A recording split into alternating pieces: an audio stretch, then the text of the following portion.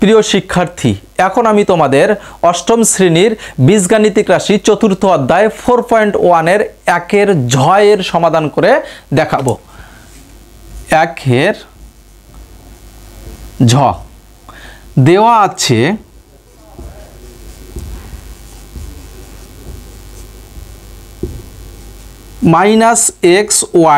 -xyz ABC, যাহা আছে তাই সমস্ত লেখে শুধু এখানে লেখো বর্গ করি। এই ভাষাটা লিখলেও হবে, না লিখলেও হবে।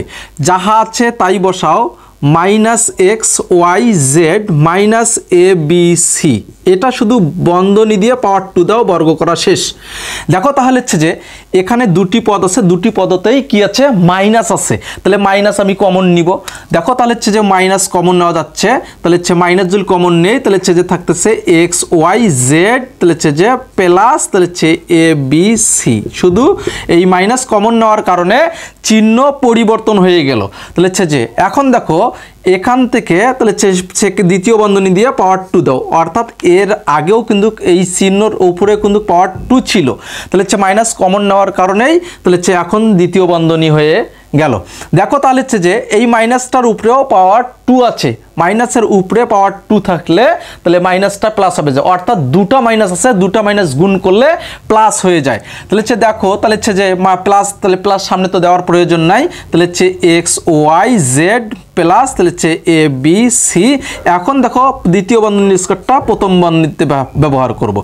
দেখো তাহলে হচ্ছে কি এখানেও দুটি পদ আছে আর এখানেও দুটি পদ আছে, এটা বর্গের সূত্র, এটা প্রশ্ন আর এটা হচ্ছে উত্তর।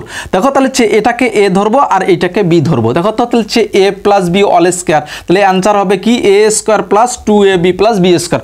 অর্থাৎ এই এর জায়গায় xyz বসবে আর বির জায়গায় ABC বসবে। এর সূত্র অ্যাপ্লাই করি, তাহলে এর জায়গায় কি বসবে? তাহলে হচ্ছে xyz বসবে, তার উপরে a স্কোয়ার আছে, a স্কোয়ার দিব, তাহলে হচ্ছে প্লাস আছে, প্লাস দিব, এই 2 আছে, 2 ব্যবহার করব। তাহলে এর জায়গায় কি বসবে? xyz ইনটু অবস্থায়। তাহলে হচ্ছে যে বির জায়গায় কি বসবে? তাহলে হচ্ছে ABC, তাহলে হচ্ছে প্লাস চিহ্ন, এই প্লাস বসবে, তাহলে হচ্ছে বির জায়গায় কি বসবে? এই ABC। তাহলে হচ্ছে যে এখানে পাওয়ার 2 আছে, 2 দাও। তাহলে হচ্ছে দেখো এখন তাহলে শুধু পাওয়ারটা কি করে দেব? বন্টন করে দিব।